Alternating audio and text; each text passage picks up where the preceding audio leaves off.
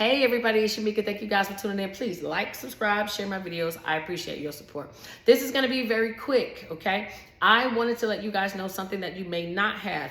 This is further proof to me that CPN numbers really can be created out of nowhere and actually work. Now, y'all know I'm going to tell y'all, this is not me encouraging anybody to get a CPN.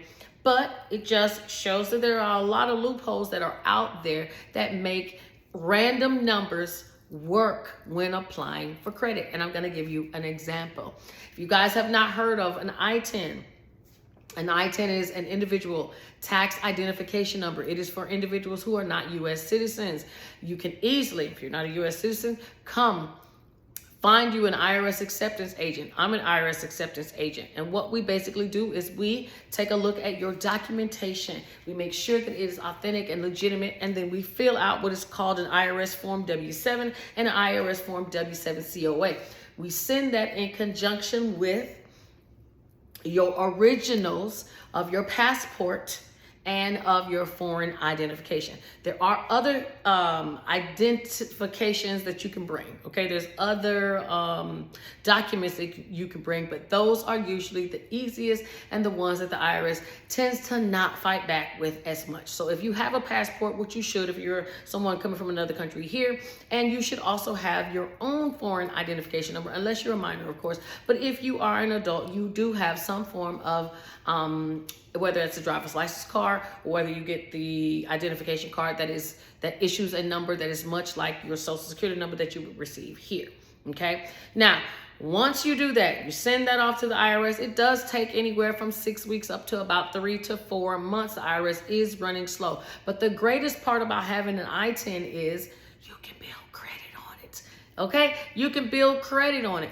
Now, it will take tries, a couple tries, maybe a lot of tries before something will hit.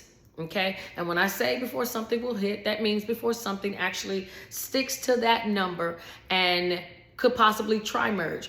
Tri-merge means nothing more than it's going to show up on all 3 bureaus versus the one or the 2.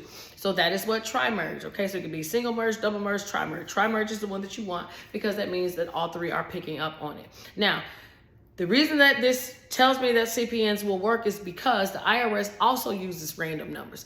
The difference with an I-10 from a social security number is the first digit on the I-10 is always the number 9. The 2 digits in the middle, just like the 2 digits in the middle mean something, on the social security side, the 2 digits in the middle on the I-10 means something as well. Well, let me say this. They used to mean something. They used to tell an individual when the I-10 was expiring. I just saw an I-10 today that had the 2-digit number in the middle that was a 95. Well, numbers that had 95 in the middle that were issued before 2013 are already expired. The IRS has not given us any instructional updates on how to read the numbers in the middle to know which numbers are going to be outdated. The only thing the IRS gives us right now for instructions is that if you have this I-10, you need to be applying for taxes after 3 years. If you do not apply, that I-10 is now expired and you will need to renew it. Okay, you can renew an expired I-10. They will not issue you another one, just like a social. So if you had an I-10, you didn't use it for 5 years, and now you want another one, they're going to give you the same one you already had. You will just be renewing an old one. You will not ever get a new one. You'll only get a new one if this is a brand new application. Now, a lot of you are saying, well, how do I get the I-10 besides those documents? You need to make sure that you are filing taxes in order to get it. The IRS does not want to see you or talk to you unless you are giving them some money or they owe you some money. That is the only business that you two should have any dealings with when it comes to each other, which is why they give you an I-10. Individual tax ID number. They want you to give you that so that you can report your wages and see if you owe them any taxes. You did not get a social security number because you are not entitled to social security benefits. I bet y'all didn't even know that. That is the difference. That is why we are given social security numbers, because we are entitled to social security benefits. If we were not entitled to social security benefits, it would be a tax identification number, just like everything else. All right. So make sure you bring those documents.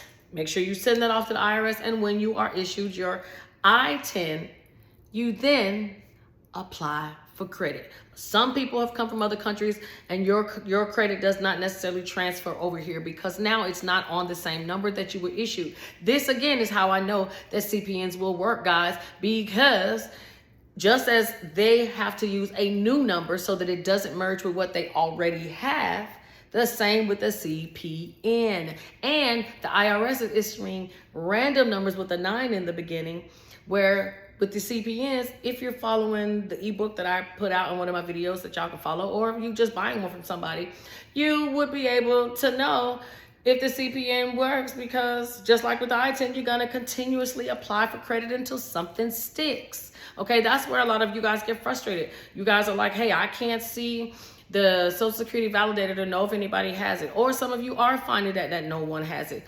Cool, then what? Then you try to go and you wanna view it on Credit Karma, or you wanna go and view it in Experian. A lot of you guys have told me Credit Karma isn't working. You're at Experian now trying to view your score. The biggest thing you guys should be concerned with is getting credit and being able to get an inquiry. If you're able to generate an inquiry, then it will be no problem being able to see the credit report, because now something is going to generate. So if you can't see it online, you would at least be able to order a report or go somewhere where they actually can pull your credit, say like a bank, and even if they deny you or approve you, they could still give you the letter if you're denied, especially, and it'll tell you what your score is. So all you need to do is keep on applying, guys, okay? So now I know I told y'all how to do the I-10. Now I'm not telling anybody to do anything wrong with the I-10, because you legally can get credit on the I-10. I just wanted to bring up the I-10 to just show you guys that it is possible for the CPNs to work, although I know you guys are telling me they are not.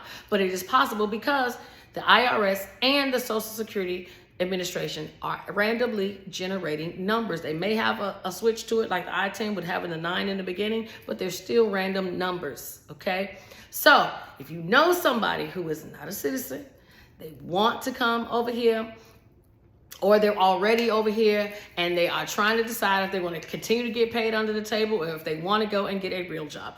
Get a real job so that you can build real credit. Now, if you are a U.S. citizen, no, you cannot apply for an I-10, because as soon as you put your information in, it is going to come back as you. So do not mess with the IRS if you are trying to do something funny with your money, okay? The I-10, that's a real thing. The EIN, those are real things. What you choose to do with them later is your business, but you need to get them and request them the appropriate way. If you're trying to come up with a new social, you're just gonna have to do your CPN thing and call it a day, okay? So, I know y'all got some cousins, some sapases, some amigos, whatever y'all wanna call them. Just let them know that they can come here, get them an I-10, and they can apply for credit. And let me give y'all a big piece of chunk of game before I let y'all go, because this is what I actually saw. This is somebody that I saw that actually came from Ukraine. And it was funny, they came from Ukraine, they came from Miami, and they drove 3 hours to come to, or two hours and some change to come to my office. And I'm thinking, well, I know there has to be acceptance agents down there in Miami, but okay, I'm benefit of the doubt. He wants to pay me, cool. So I'm looking at the 1099. Okay, because this person came from Ukraine, they didn't have time to get a regular job, they got a 1099 independent contractor job, but it says that they already made like 12 grand. And I'm thinking, you've only been here for about 3 months. Okay, fine. I'm not the IRS police, okay? I'm not the tax police or any of that. I go by what you give me. So if you come to me with a 1099 and you say you want to do your taxes, cool. But what I come to find out is, individuals who want to get an I-10, you're supposed to have a job, because the IRS wants you to have a job so that you can apply. But are people creating fake 1099s and writing them up under their company's EIN and then in turn using that so that that person can file taxes? Yes, they are. Yeah, they are. And they didn't even have to do a high dollar amount. Remember, in order to issue a 1099, all you need to do is have paid somebody $400.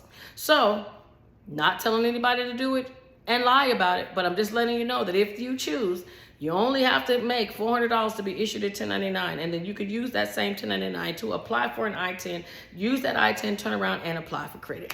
Okay, I'm done. So, Thank you guys for watching. Please tune in on Mondays at 7 p.m. where I'm go live to try to give y'all this same information where y'all can actually ask me questions. We can go back and forth.